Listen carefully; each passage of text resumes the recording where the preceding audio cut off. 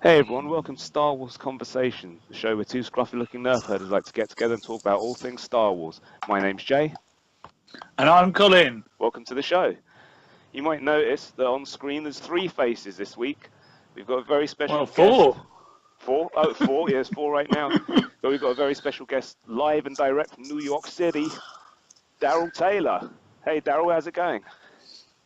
It's good. It's good. We're dealing with snow and all that great stuff that we like with snow. No, we really don't. It's miserable. It's cold.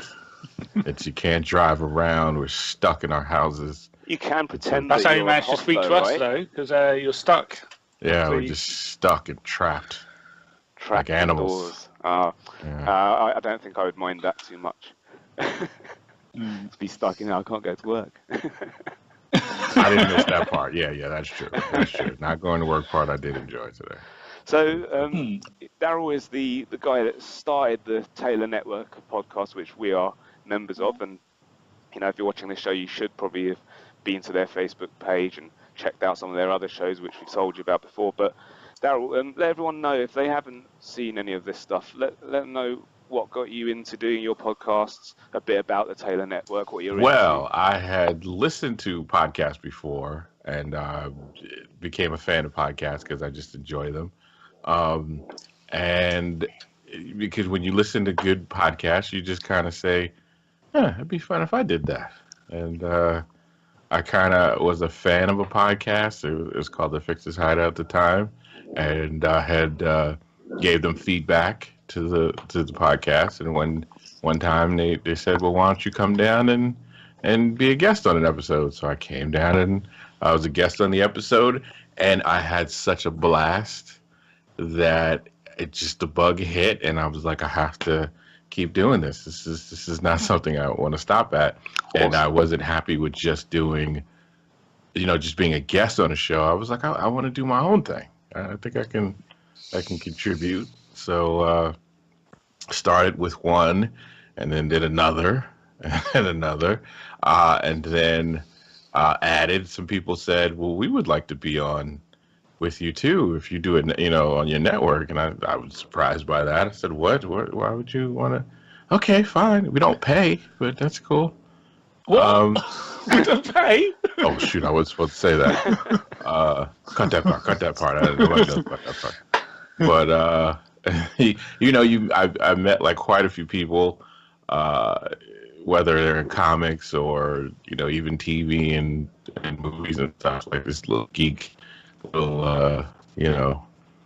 grapevine is very small after a while when you go to all these cons and you start talking to people online and all that kind of fun stuff. So, I get into a lot of stuff because I like I just don't like comics, but I like TV and I like science fiction. So much cool stuff to talk about.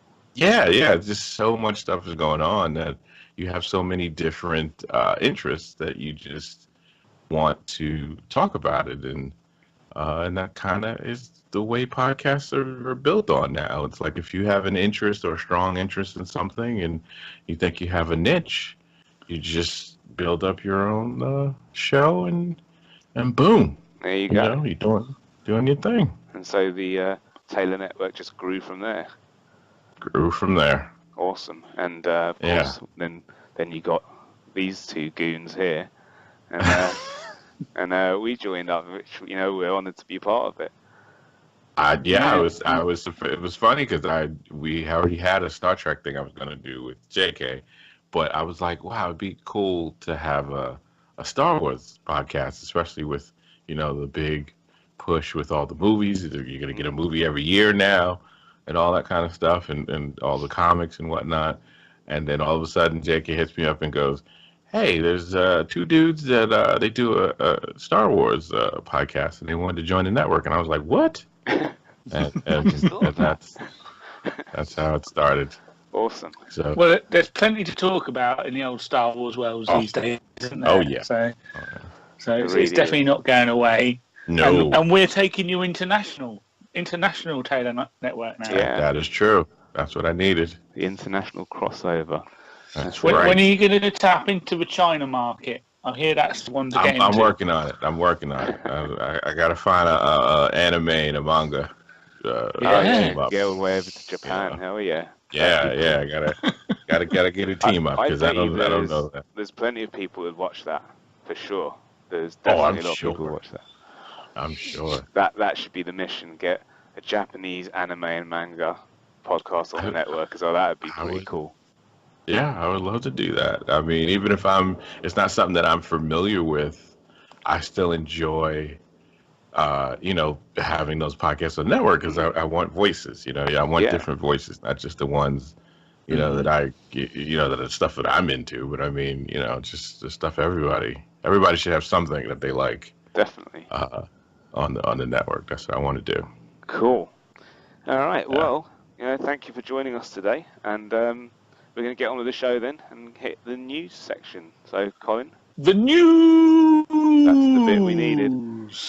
That's the bit. That's what you were waiting for, there, Jay. It was. Okay. Right. Let me have a look at the news. Hopefully, it's not a load of non-news. There might be some non-news. I don't think that it's really. Maybe it is. It's all kind of news-ish. It's stuff. It's stuff to talk about.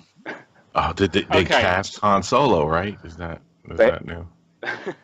They did cast him. They did cast Han Solo. They did cast him. That was a little while ago, Darrell. Oh. I think there's a delay on the feed here. Oh, my bad. But we could talk about that old Han and Lando have met up with new Han and Lando recently. Yep, they did. So basically, they were spotted.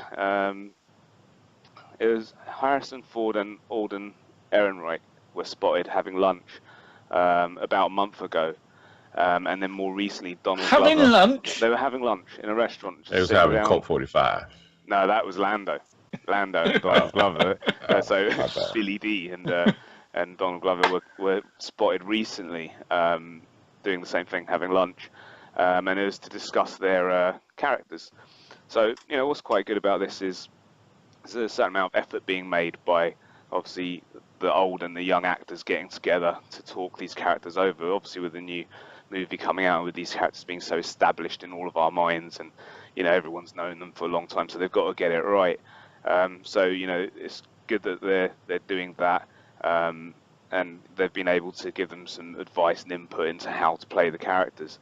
One of the things that's quite interesting though is Billy D. Williams being there, because obviously Harrison Ford was in Episode 7, and Billy D. Williams has voiced Lando in the Rebels cartoon recently, but whenever he's been asked if he's going to appear in any of the movies, he's like, "Oh, I'd like to, but they haven't asked me," or anything like that. But do you think that with this, it could mean that maybe we'll get to see Lando in Episode 9, or do you think that maybe he's already recorded some parts for Episode 8 that just hasn't been out in the news? Because Disney have been quite good at hiding things. Even going to Episode 7, there was a lot of stuff out there, but they did keep quite a lot of stuff undercover that when we saw the movie, it's like, oh man, I didn't even know that this was going to happen.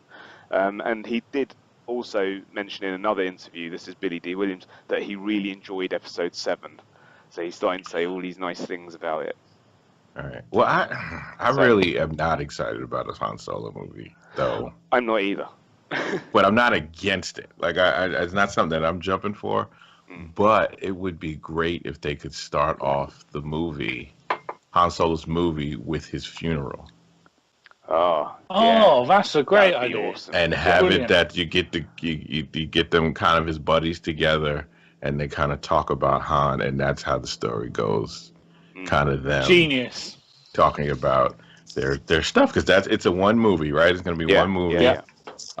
Pretty much going to give an overview of his life, right? Kind of how he gets into his starts before he meets up with Luke and Obi. So why not? Why not do something with the funeral? Because we never really got anything. Like, he died and it was done. Well, I mean, because then there was a skip, wasn't there? There was a skip in time between him dying and then when Rey leaves to go to Achito. So yeah, I mean, obviously they'll have to sort of CG Leia in somewhere in the background or something like that. Well, yeah, they could just have her, but this should be something where have it where maybe his buddies get together. Like, yeah, this is the after party, isn't it? Like the the wake after or party. whatever Like it's the called. funeral's already happened, everything is, done, and you kind of get a little thing with Chewbacca and Lando, and maybe get Wedge in there, and just, Yeah, they can recast Wedge though. easily. Yeah, That's well, not he, as I said last week, he was actually recast in A New Hope in the middle of the movie.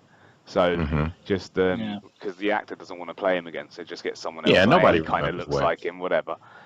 Nobody remembers what he looks like. You put the helmet on him, nobody. You just have him sitting there, have everyone sitting there all having drinks, they're all cash, Right. but he's sitting there with his helmet on.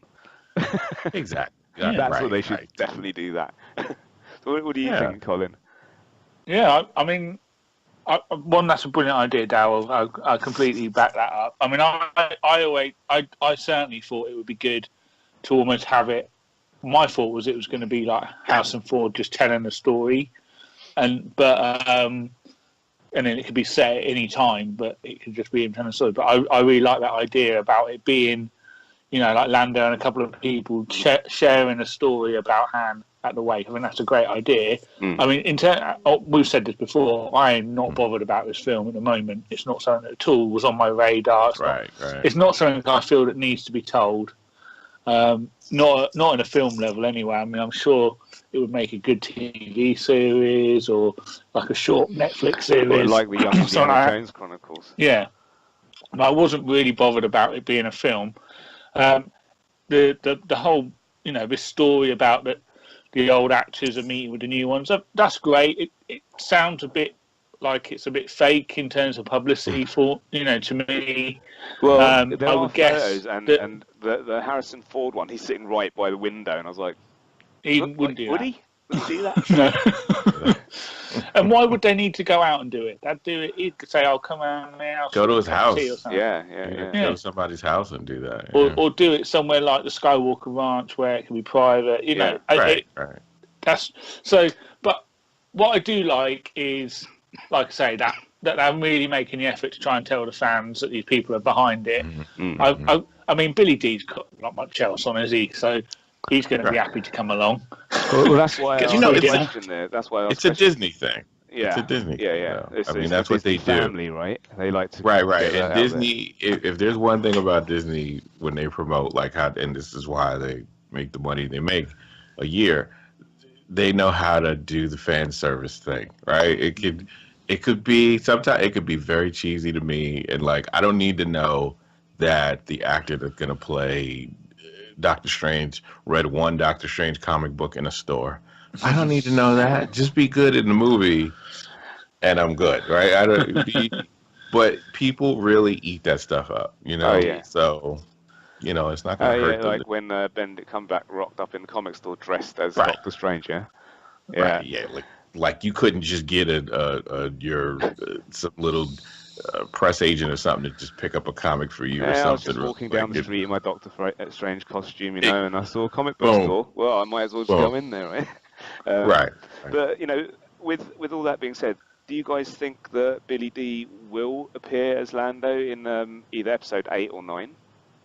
Got to, because if they're not going to have him in it at all, they would just not have any discussion. You would never hear anything about it at all with him, right? Like, why even have him voice the character in Rebels? If you're not, like, usually, if they cut all ties with an actor, you don't hear about that actor. Not going to be working on the animated stuff at all or anything. And for him to be doing that in the cartoon, I just don't get why. I don't get them not having him have some type of bit part in the movie. The only thing I'll say is he doesn't seem to be in the most physical shape, and I don't know whether him as an actor might be happier doing like the voiceovers rather than I've got to try and fit back in that. He says that he would love to play Lando again if they asked him. Fat Lando. He could be sitting down every time you see him. Oh, you got that cape though. You could have him Swiss be like pulled over. Yeah. I mean, there's some of that political. I mean, they did say in 8 you're going to get a little bit of the ramifications for what happened on the political side, right? Lando is a player, man. I could see him be a political voice for the new rebellion. So where would you see him? What would you think, his place is now? I mean, I think we're going to find out in the new Aftermath book that comes out this month. But where would you like to see him being placed? I could see him already being retired with a bunch of businesses, right? On the Outer Rim, some illegal, some not, right? And then, but now that they have this push to fight this, this evil order now, I could see Lando. I could see that they already shot like a scene with Leia and Lando discussing what's going on in the Outer Rim. Like, what are you hearing from your sources about this? What's happening out there? Like, what are they doing? Like, he'd be the guy. You get all the pirates and stuff. You don't have Han anymore to do that. So you gotta get your info from Lando. So you can have him sit in a chair behind a desk and have that conversation with her. Because I guess Lando's also more credible, amongst the other people within the universe, because it was obvious from where Han was in Force Awakens that he's just flying around by the seat of his pants and didn't really have much, going on. Right, making bad deals with people. Yeah, and you can imagine that Lando's actually in a position of power now, and that would be useful.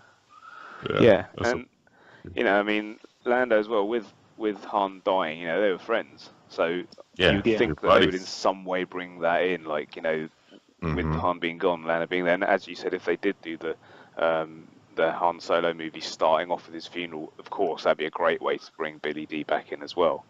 Yeah. Right. And now he's involved with it, so we know that there's stuff going on. All right, so that's that one. Let's go on to the next bit of part one of our amazing news. Right.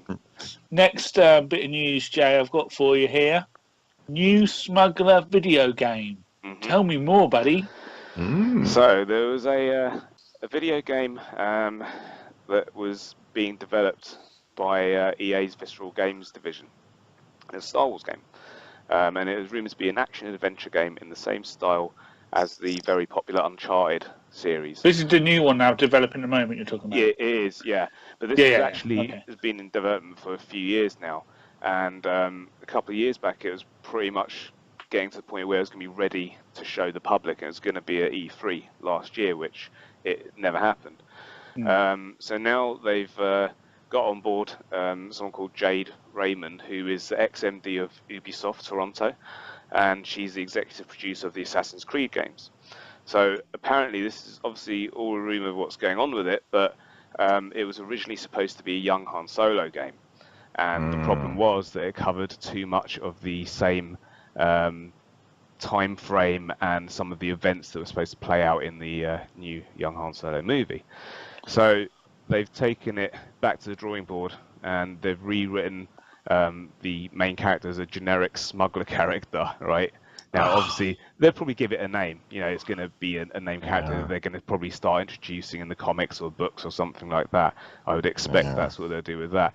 But they're also rewriting the plot points of the game, to change it from, obviously, the Han Solo story. So, for me, this is one of the issues that I have with everything being part of the canon now. For me, with video games, I want to be able to pick up a game, and let's say it's in the Star Wars universe, I want to play the adventure as whatever character, get into it, make things happen. When you have like an open-ended game, maybe has like 4 or 5 different endings depending on what you do.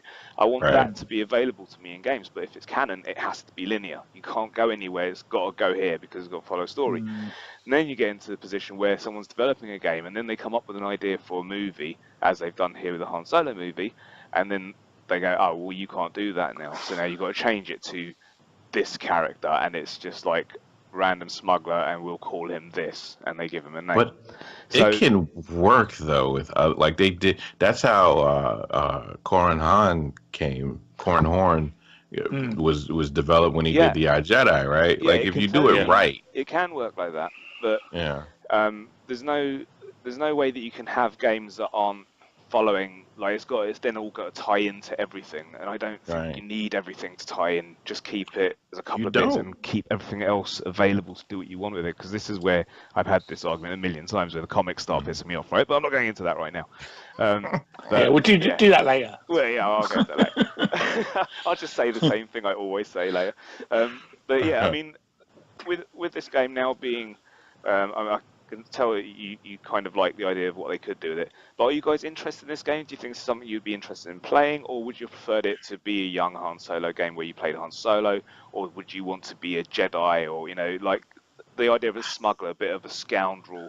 You're not going to be using lightsabers and stuff like that. You're probably not going to be somersaulting and jumping all off, buildings and stuff. When you said the creator that worked on Assassin's Creed, you'd think first thing I thought was, give me Jedi. Right. Give me, or even, you don't even have to have it where it's a big deal. So there's two people involved in this. It's the person who was the executive producer of the Assassin's Creed franchise, but also the person that done the Uncharted franchise. So you got the two of them together, yeah.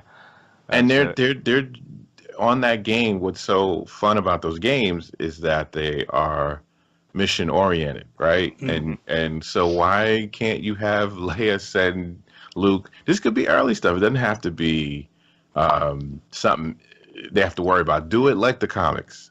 If you set it, New Hope and Empire Strikes Back.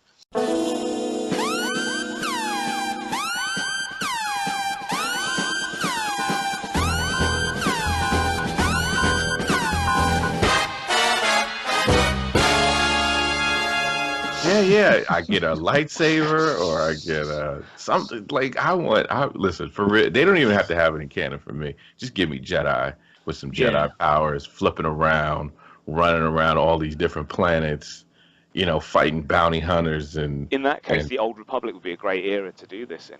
I'd be good with that. And people would like that, right? But I think we've got a couple of things here. One, I'm really confused because at Celebration they had the main lady that did all the Uncharted stuff that they've stolen from Naughty Dog. And she showed loads of stills from this game that now under development, which is set in the First Order period and looks amazing from the still. So is this the same game they're talking about? I'm not sure. I'm not sure if it's the same because game. that is the game I'm super waiting for. Could it look wicked in terms of just like? I mean, you must have seen the pictures that came out. It could be that at that point they'd already changed it. Because I mean, it sounds to be ready for E3 last year, and then they didn't put it out. So there was some concept art. Because she was saying, because she said at Celebration last year. So this is last July. We're now working on this. You're not going to hear anything else for a long time because we're just going to hide away and work on this. And then a lot nearer to the game coming out, you're going to find out loads of stuff. So this could be a different game. Right. I am surprised, though, that EA didn't talk about this if they were in development, because they had all of the different strands there. They had Battlefront, they had the Galaxy of Heroes, they had the Old Republic stuff. So what did they show of that game then? Does this sound like it could be connected to that game? Does it sound it could. Similar? I mean, because basically it was all supposed to be done like Uncharted. Right. So you play one.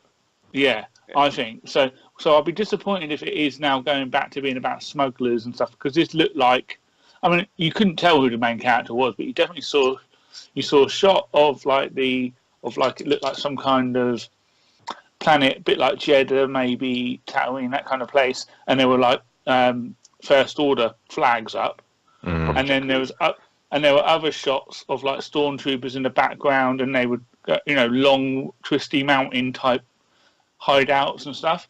So I mean, it sounds probably it is the same game, but I'll be gutted if it ends up not being in first of all in that period, and two, if it is just another smuggler story. I don't want to. Well, it could be that maybe but it wasn't going to be Han Solo. I'm pretty certain. And they moved it on because this the Han Solo part was like a couple of years back, and it got to the point where it was going to be ready to be shown at E3. But then they said we can't do that anymore. And if we go back that amount of time, then that's probably around when they started working on the young Han Solo film. So maybe they did swap it into the First Order period. But I'd love to see a more Jedi game. And the problem with the Old Republic is we've already got the Old Republic games. I mean, I don't play them, but really that's not. That's not What my was sort the of game with that I fell in love with? The game Force with Unleashed? Yes, I absolutely loved Me too. playing those games. Right, Me they too. give you everything that you wanted to play. Didn't matter if they made that character up. In fact, it was like a whole nother great story, kind of Elseworlds tale, Yeah, right? another It was Legends. Yeah. and I absolutely give me some. I mean, what's so hard about doing something like that? Like he had a big story, right? He had his own storyline. They It put was out comics of important. him after as well. And they Yeah, wrote a yeah, novel. because it was so popular because it connected to everything. Like, why not just do a game like that Yeah, instead? totally Like, agree. But I mean, we know that there's now this mandate that everything they're going to produce from now on is canon, which yeah, I think is why Jay's so frustrated, because it just, I mhm. think it limits That's creativity, what I It think. It does. limits it, and I It don't like does. that. and it like I say, it will cause problems down the line. They're going to make a problem for themselves. One thing I will say is on our Facebook group, there's one guy, I can't remember his name, who's just like a massive collector of anything Force Unleashed. Have you seen, Jay? Do you remember he put all those pictures up of all his merchandise, and everything he's got is Force Unleashed stuff? Oh yeah, who was that now? He's Oh, yeah, basically I do got remember. figures, toys, everything. He's Oh, mental so for good. it. Yeah, It's a good story, man. Because it's such a good, like, I guess it helps that it didn't have to connect with everything else. So they did just such a great story of him, you know. because that main character was called Star Killer, wasn't he? Yeah, Yeah, it was he supposed to take him Galen from Barrett.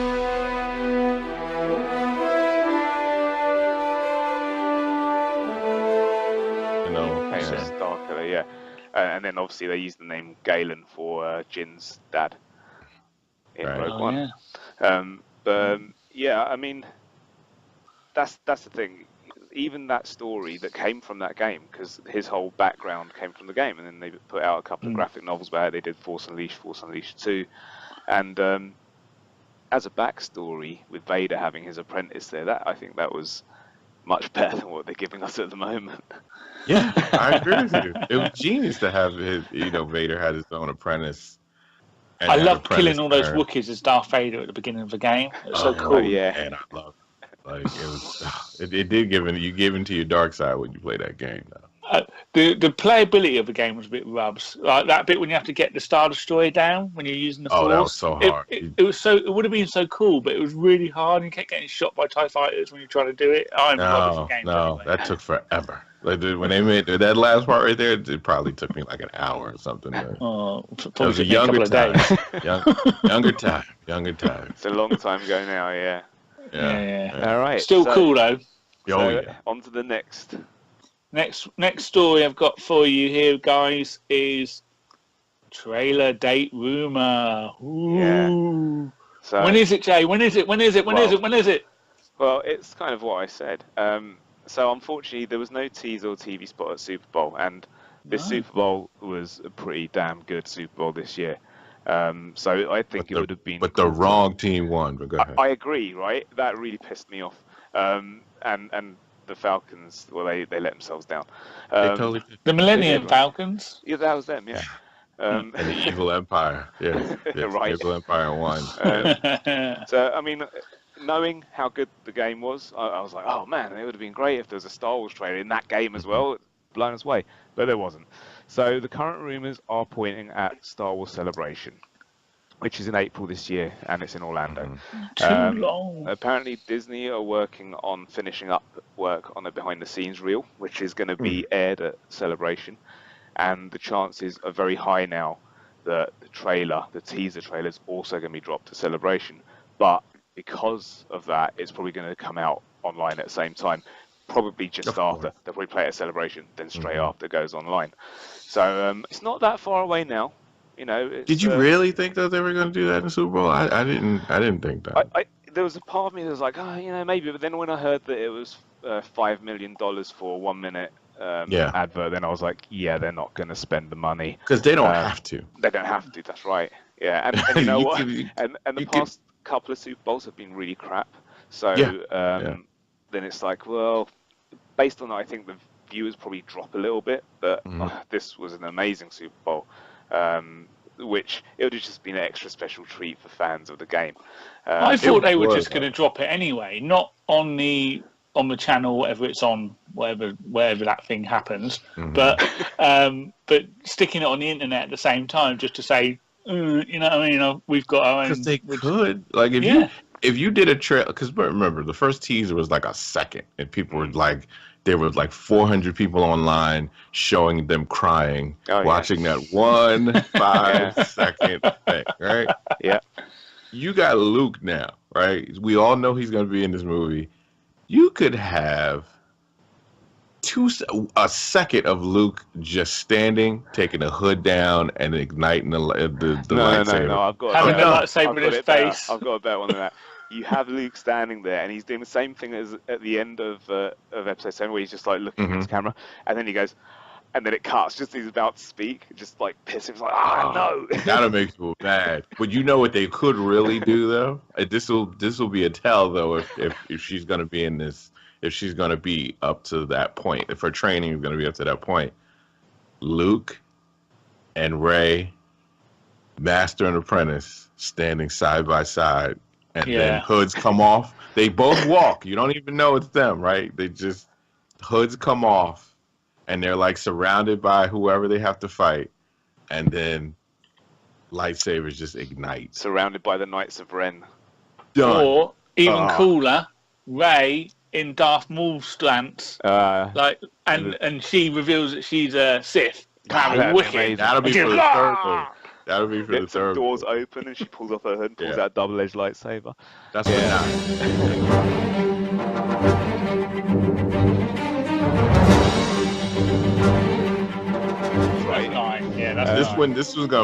This one's gonna be a lot. I think it's gonna be Rey and Luke moments. She could turn a big part of it.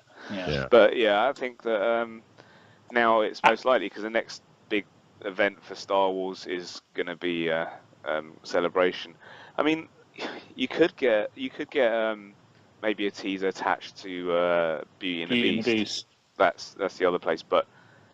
Most places are sort of pointing at Celebration as being the time they're going to do it and put it out with. They got to jazz up Celebration this year. Well, that's why they might be holding it, because everyone moaned about last year's one. So it makes sense. I didn't moan. No, because you got to go. Exactly. See, the only people happy with Celebration were the people that were there.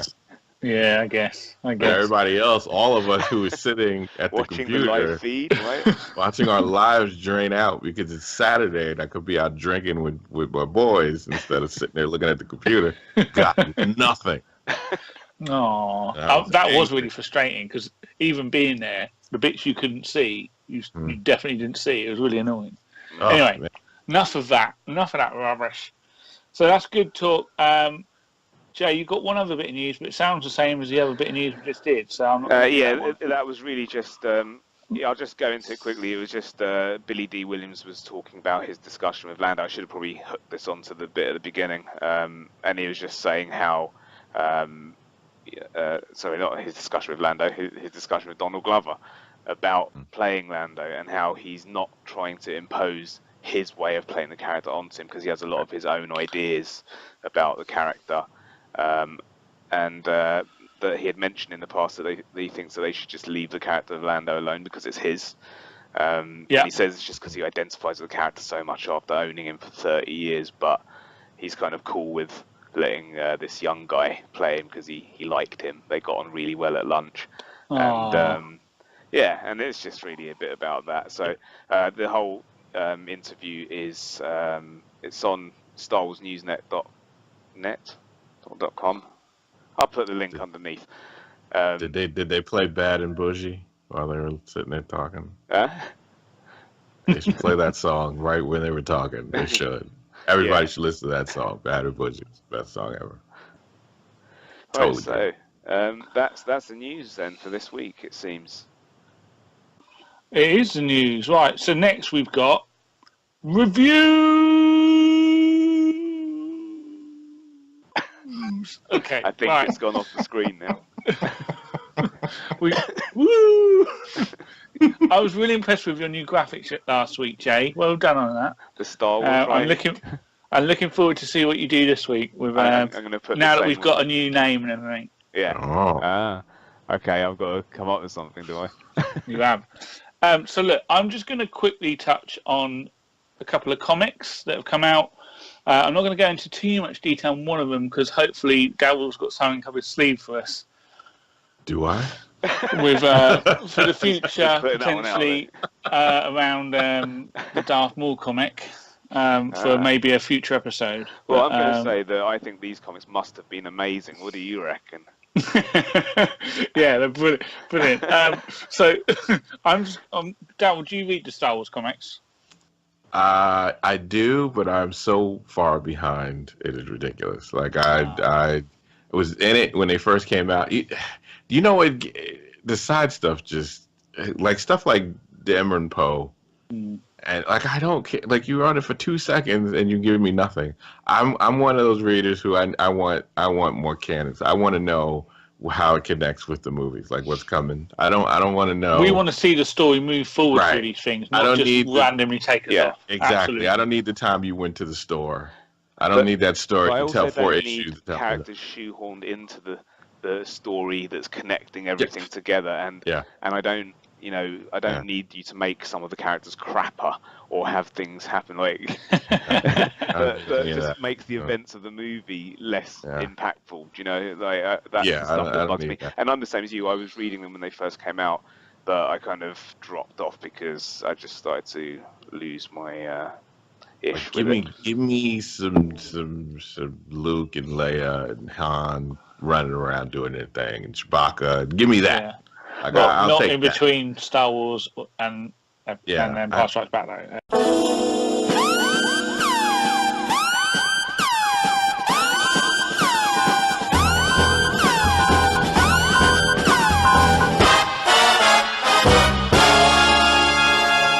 Cullen is loving them and he's devoted.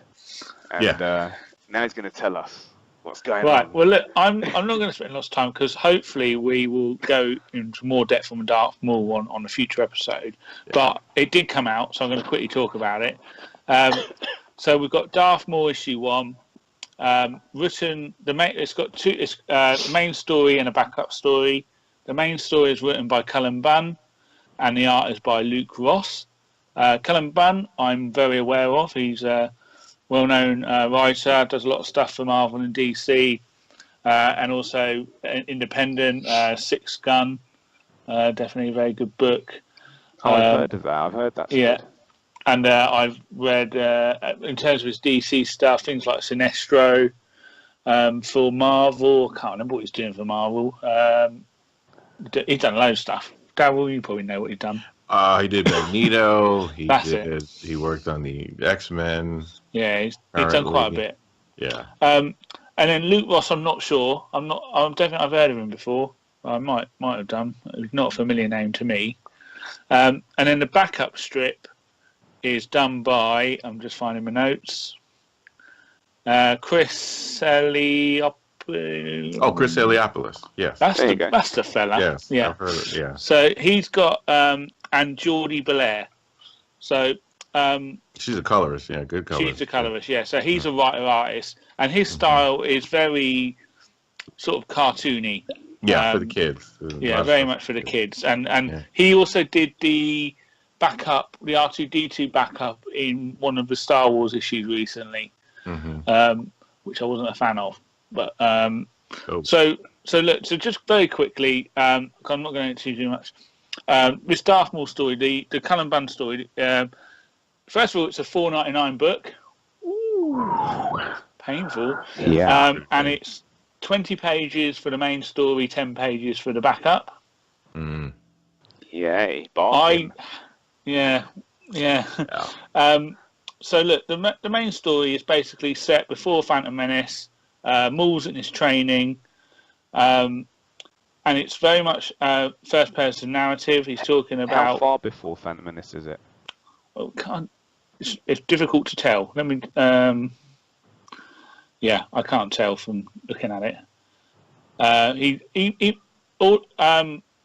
Basically, he's desperate to prove himself. He's training, he's fighting, and he keeps getting told by the Emperor to stay back. So it's obviously it's not ready for his plan, not ready to reveal himself yet. Mm. So, talking about shoehorning things in, there's the monster things from Force Awakens. Oh yeah. And he's hunting them down. Right. Whatever they're called, raptors. Thunder or Club. something. Raptors, yeah. Yeah. Got the club there too. Yeah. I mean, the art is great. Really like the art. And the writing's good. I mean, it's a really solid story. You definitely get a bit of a... It's intriguing hearing Darth Maul in the first person. He's not the whiny butler that he sounds like in Rebels. Oh, good. So he's definitely more hungry, sort of. He's more the Sith assassin that we got. Yeah. I mean, look.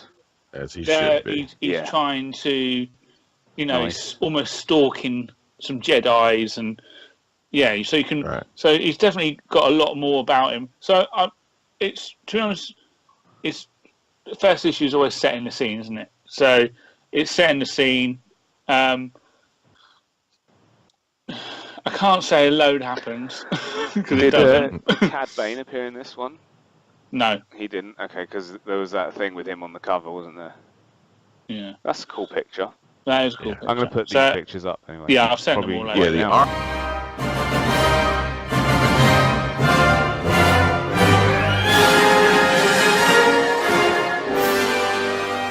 I have to say, for the Star Wars books, the art has been, it never failed for any book so far. Like all the art, even for the books that are not story heavy. Yeah, And the art is beautiful. Like they get the best. They really do. So look, I'm not going to get into it too much because hopefully we will talk about this on another episode. But to be honest, it was a good first issue, good start for the main story. I have to say, the second story I didn't enjoy at all. It's not my kind of thing. It's basically about Darth Maul's little flying black droid that he's got in Phantom Menace.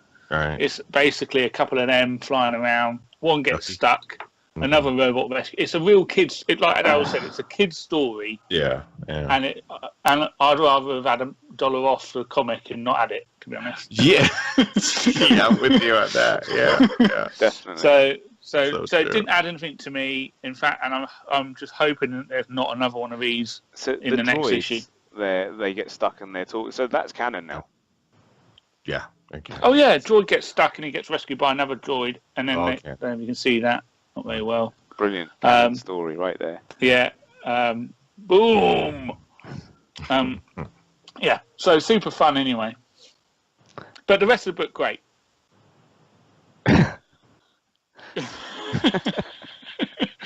Right, so that's my review. Well, it's not really a review. It's a good. I think it's worth picking up. I'm intrigued to find out if we get a better understanding of Darth Maul. I guess the one question in my mind for all of these comics are why are we getting these stories? Is it dictated by Lucasfilm, whoever the story group is, saying, right, we're allocating you to do a book about Darth Maul. We want a Darth Maul book set at this time, and you've got to hit these beats. Mm-hmm. Or is this something, say, Cullen actually wanted to write? Oh, he had a choice of whatever character he wanted to write, and he could write. That's what I'm more interested in knowing, because I'm just not quite sure why we need this book. Mm. Because we know about Darth Maul's past. We know it from the canon Clone Wars. I will cartoon. have to say, though, I think they get assigned these books. But what I would say is Colin has, of the books he's done in terms of the mainstream comics, he's written a lot of solo books for villains. That's been like Sinestro. Sinestro, Magneto. So I could see them saying, we already good fit. Have him. He'd be a good fit to do a solo Darth Maul book because he could get into the heads of... Because that's the stories go. He really gets into the heads of... Yeah, that's his strength. Characters, right? I mean, get them conflict, get the conflict from that. So I could see that being... I think they get assigned because I don't see anybody going in and saying, give me a C-3PO miniseries. Anthony Daniels might. Yeah. Yeah, he would do it. It'd be an ongoing, and it'd be 50 issues if he could do it. Okay. So the next comic that I read this week is Star Wars issue 28. Oh, I'm excited to hear about this. Is this following on to the Yoda story? Yeah, it's wow. so again written by Jason Aaron, art by Salvador LaRocca. Again, two fantastic writer and artists. You know, that's some of the best in the business. Right.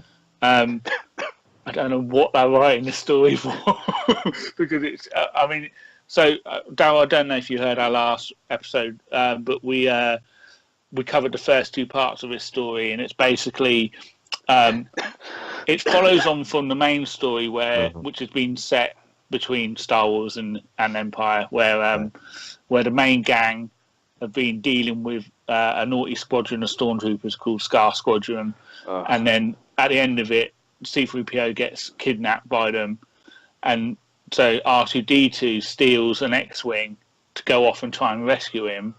Luke chases him in his X-wing, and then R2-D2 tells Luke's droid in his X-wing to turn the hyperdrive off, and so Luke gets stranded in space.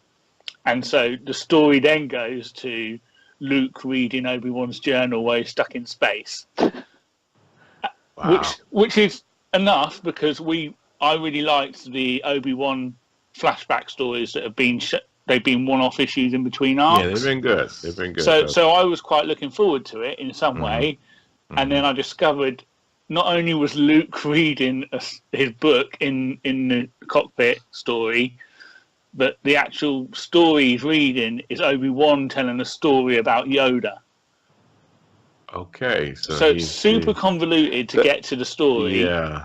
And then it's a story about Yoda set before a Phantom Menace, who was going to try and find a Padawan not a Padawan, a Force-sensitive kid on a planet, and rescue him because the people realised he was Force-sensitive and they thought the Jedi would pay to get him. He rescues him in a couple of pages, and then he goes then he feels a disturbance in the Force, flies to a planet he's not been to before, and finds a group of kids that are like a tribe, and they capture him, and there's apparently another tribe of kids that they're enemies with, and there's this war, and it's just really boring. Yes, I got bored just now. I go out and shovel some more. There was a great bit where a kid throws a rock at Yoda's head, and that was pretty funny. Well, good news, Yoda gets hit by a stick this week. Brilliant. Wow. And so look, there isn't much. I'm not going to really waste too much more time on this because I didn't enjoy it. It's a story about Yoda. Again, the art is fantastic. Yeah. I guess if you're interested, it's well written. There's nothing wrong with the writing. It's just not an interesting story and absolutely pointless. And again, what I'm annoyed about, and I mentioned this last week, if I wanted to read a Yoda storyline, stick it in a mini-series or at least make that arc about Yoda. Don't try and horn it into the main story because I don't want to read it. I want to read the main story. And why? It just boggles my mind to do that. Feels like that didn't even come from Jason at all. No, it doesn't. It's not like him at all. And I don't know where that came from, but what? If you're gonna do a Yoda story with kids, why would you not just do it? Him taking the kids from the temple on a field trip or something. If you have to do that, they have to do it. Right, right. If you want to tell me the story, I'll tell you the story. So basically, where they are now in this issue, he's left one tribe of kids and he's gone off into the mountain to look for some other tribe of kids to try and bring them together. But in the end, he gets lost in this mountain where apparently he's going to die, and he finds a great load of old people. And these are all the parents of the kids that have apparently been shunned by the kids and forced to go into this mountain to die. But they're living in the mountain because they've decided it's better in the mountain. And then they tell Yoda to bugger off and get out of our bit. And so Yoda carries on. He also gets trained, and he finds another young lad who's really Force strong. And he says he's now his master. And then they find that the mountain is alive. Hold on, I gotta stop. Hold up. Okay. All right. I am a fan of Star Trek and I am a fan of Star Wars, right? Yeah. but they're different franchises. And this is trying to be Star Trek. Right, Yeah, and right. it can at least tell different stories. Now, the whole thing with the aliens and the kids and having a moral dilemma that they have to deal with, that's a Star Trek Absolutely. episode. And it's done better in Star Trek. And it's done better in Star Trek. Star Wars is sci-fi fantasy, okay? That means firefights. That means blaster fire. That means running and fighting monsters and all that kind of stuff, right? That's how, and you get aliens and all that. Why would you throw all that in there? You have Yoda, okay? Why won't you just give people something important about Yoda's history? Yeah, development of Yoda. Develop build on the Yoda. story. Thing, yeah. And because you know you're not going to do a Yoda movie, right? No, So I you hope could they don't. throw some. Don't give them ideas. I know, but you could definitely put some Yoda canon in there, right? Say it's canon, right? Put some good Yoda canon in there, and have it be something that we would be interested in, like where he came from, or what. You know, how was he taken at a young age? How did people feel about it? Like, give me something where, because they seem to be really cold when they got Anakin, right? About his situation, like slavery and all that stuff. Mm-hmm. Why not talk about why they got to the point where they were that cold about it? Like they didn't. Why they were letting that happen? Yeah. Right? Why they let that happen? Give me something where he tried to do something about it, maybe early on, and something terrible happened because he interfered or something. But that's the thing. That's what they should be doing, giving us some important facts about his history as the canon, which that means on the something to the rest of the that makes people that like see him as this. Oh, he's this great Jedi. You know, this is why. Instead, they're giving us all this stupid crap, and it's like, hey, this is canon. Look, hey. It's like, I don't care about this. I'll tell you when my alarm bells are going off. Because we last week again discussed the fact that Pablo, what's his face, was saying that everything is tied in and that there's always secret little things they've been tying in. Now I'm praying this mountain with that's alive is not going to be in episode 8. Oh god! And that's where Can you imagine the first Jedi temple's there and it's built on a living mountain? Or Han Solo. Yeah, well, the mountain's heart is some kind of force stone. It's radiating force energy. So, I mean, it sounds the kind. If it doesn't show up in episode 8, I reckon it'll show up in Rebels. One or the other. But they put all kinds of crap in there anyway. But it's true. You are probably going to see this somewhere. But also going back to the Dr. Afra, what's her name? Afra. Dr. Afra, her book. Like currently in that they found some new stone and they found a map to an old civilization, and I can just see that's all going to tie in as well. It's just she made me drop off of Darth Vader. Like I was like, if I'm picking up a Darth Vader book, I want it to be about Darth Vader. I don't need it to be about. You don't have to add any character I've never heard of in it. Like they feel like they're doing it for some particular reason, and they don't have to. It's a comic. You can have Darth Vader do his thing. Well, you see, this is the problem, though, because I've said this before with the comics. Marvel Comics are going to want to create their own characters as well. Yeah. Right? Because they want to tell stories that they can control. All our hundreds of characters, but they'll go, no, I want to make my own one. You know, that's what's going to happen there. So that's why you'll get these new characters brought in. Afra didn't drop me off Vader. I quite liked her as a character. Yeah, I thought she was good. What I didn't like was, I've got the whole run, but I stopped reading at a certain point, and I've said a million times I'm going to pick it up at some point, but I just didn't like at the point I got up to where they were all talking to Vader like he's some bitch. And, and I was like, what the hell? Vader would just force choke all of you, like he'd just crush you. Right. And it was just like, then there's this bit where the Emperor had him fight these twins that had lightsabers, Kano from Mortal Kombat, and a whole bunch of other characters, some Trandoshan and all that. And I was like, what the hell's going on here, man? I'm trying to read a story that feels like Star Wars, and that didn't feel like Star Wars to me. Only one did feel like Star Wars character. Yeah, the only ones that could make Vader pause is Tarkin, Mm-hmm. and then Emperor. That's it. And we might find that maybe Thrawn as well.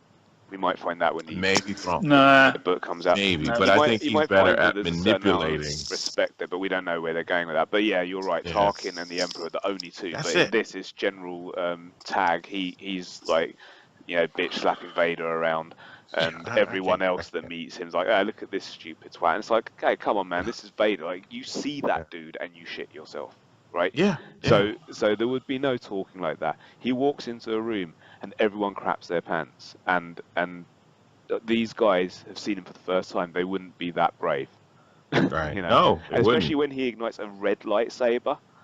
Right, it's not like it's any other color. It's a red one. That means something. You scared. Yeah, right. Vader's on the ship. You stand up a little straighter. You do your job a little quicker because you are scared. You don't know what is going to happen when he's there. And that's how it's supposed to be. And when you do like, I didn't dislike her as a character. She's probably fine. But when you throw in a new character and take away from what I'm buying the book because of the character that's on the title. And I think that sometimes is the problem when they want to put new characters into books. Like if you get a new Batman or a new Superman or a new Spider-Man or a new whatever, Thor or whatever. And I think there's pushback from people because it's not because they don't want to ever read new characters. It's that if I buy Thor, give me Thor. If you want me to buy, like if you put someone else in there and it's more about that other person and Thor just hanging out, then I got an issue with it when I'm spending $5 for this comic book. Like, well, it doesn't help with Marvel when they've done it for near enough every single character. Yeah.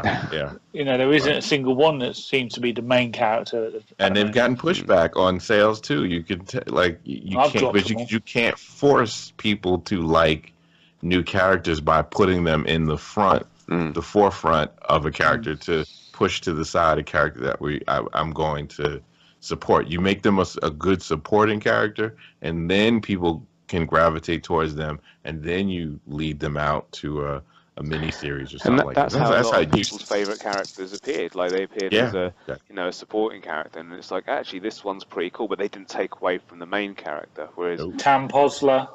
Oh my God, Tam Posler, man, Tam Posler. The day that they put him in the movies, that's it. When they make a movie about him, I can't wait. That's got to happen. I've tweeted Pablo Hidalgo about this. He doesn't reply, but I'm going to keep tweeting. I keep telling Kathy. You keep doing that. Just you never know. He might see it one day. You never know. Anyway, so I think that's Star Wars 28 done to death. That's more than it ever should have been talked about, ever. Send me the picture of Yoda getting hit by the stick. I already have. Okay, cool. Oh, I think I did, anyway. I think I sent you earlier. Yeah. Ooh, He got hit by something. I'm sure it was a stick. It can't be another stone, surely. You've got to learn. Maybe. Maybe That's his weakness. Yeah, Yoda got hit. Like that's sad twice. too. Like it was beautiful. Yoda's the most. It's not as good as Poe Dameron's last issue that I read. He got knocked out twice. Did he get a new jacket?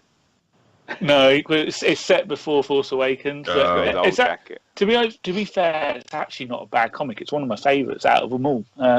But mainly because it's got another new character in it that's more interesting than the main character it's supposed to be about. So, but never mind. Right, so that's enough about comics. Don't get me started on Scar Squadron, but we've passed that now. We're not talking about comics anymore. Come on, stop it, Jay. So there you go. That's us for this week. You can find us on our Facebook group. Oh, God. This is going to be a challenge now. Which is Star Wars Conversations. Yeah. You can also find us on YouTube. Yeah, you can which find us is on where YouTube. we are now. Star Wars Conversations. Twitter at Star Wars Convo, or use the hashtag Star Wars Convo. We have an Instagram account, which is at Star Wars Convo. Yeah. We're on SoundCloud. Colin, where's that? Well, again, if you go on SoundCloud and you search for Star Wars Conversations, you'll find us. But also on here, we've got a nice little tiny URL, Star Wars SC, if you want to find us on there. And we've also got as well, right? We've got our own RSS feed if you are weird and don't use iTunes or Stitcher or anything like that. So you can find the podcast version of this that way. And you can also find it directly on iTunes just as for Star Wars Conversation. But if you're going to listen to the podcast, there's only really one place to listen to that. Do you think that is on where that is? Yeah. Where would that be? You go to taylornetworkofpodcast.com and you can look at or check out a bunch of different podcasts, whatever you're into. We have Nothing's On, which is a movie and TV podcast, and that's a weekly podcast. And we keep everybody up to date on what TV shows you should check out. And I'll tell you, that's a godsend. Films. That I don't need to watch anything anymore. I can just listen to what's actually happening. That's really good. Yeah, we get you caught up, and we try to, even anything that's a new pilot or whatever, we try to catch you up on. Should you even give it a shot? And then from there, you can decide. You send us emails, suggestions. You email us on the show. You get a lot of emails for that show, a lot of feedback, and a lot of voices that Donnie does. I particularly enjoy those. Donnie Salvo, the comedian. Yes, he has many voices that he does. He's the only one on the payroll. I don't know. It's expensive. It's really expensive. But we, like I said, with Go Trek Yourself, that's me and JK. That's my favorite. JK works for Paramount, and he's doing a lot of the design work and art for some things coming up. So when he can talk about things with Star Trek, he does. And we discuss a lot of the Star Trek stuff. It's only 30 minutes. We keep it short. It's a weekly podcast as well, so we keep you updated on that. No apologies. That is the one where all the kids have to be out of the room. They do. This is for the adult time.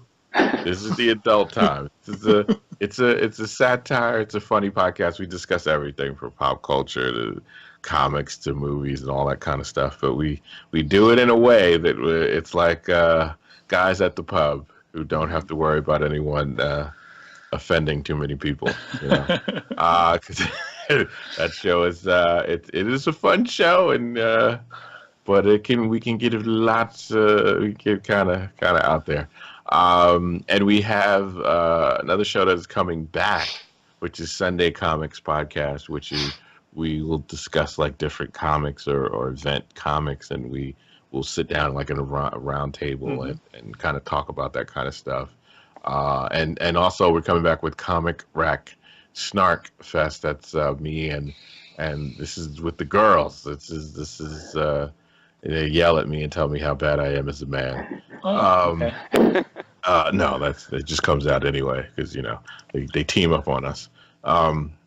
Well, it's Gotham by Geek. You forgot about that? Yeah, Gotham by Geeks is the Batman podcast. Of course, I have the Batman hat. That's what I have to wear when I do the Batman podcast. And that we cover everything from the comics to the movies to TV to the animated and all that good stuff. So it's great because you spotlight random issues as well. It's not like each of us spotlight our own, which for that week. For that particular episode for the week, we each get our own, an issue or a couple of issues, and we spotlight it and talk about that book. It could be anything from the 60s to something that happened in a book that came out like a year ago or whatever. Anything we feel. And you've had some great guests on that recently as well. Yeah, we have Tom King, who is worked at Marvel and DC, and he's currently exclusive at DC, and he's writing the current Batman book. Also, check out his Vision on Marvel. It's amazing. a really good book. And Sheriff of Babylon is a good book as well. And James Tyrion was on the other week. Oh yeah, we had James Tynion, who is writing detective, so we had him on there. We learned a lot about his book and interesting. Fun stuff. Yeah, it's lots on there. So that's definitely a place to go to if you want to listen to our podcast version. If you're bored and you don't want to look at my face, then that's where you go. It's on Stitcher too. So, we have Stitcher Network on Stitcher too. So if you want to check it out on the app, you can check it out there as well. So we're on Stitcher then, I take it, if we're on your network. Yes, you cool. are. Hey. You are. Thanks. So you can also find us on Twitter. You can find me at _letter J _tank. Colin? I'm Captain Colin on Twitter. And Darrell, what are you on Twitter? The Voice 123. Oh, easy. Cool. Right, so thank you very much for joining us this week, Darrell. Yeah, pleasure, mate. Lovely to have you on. Good time. Good time. And that's it for this week. So until next time, Punch it, Chewie! may the force be with you.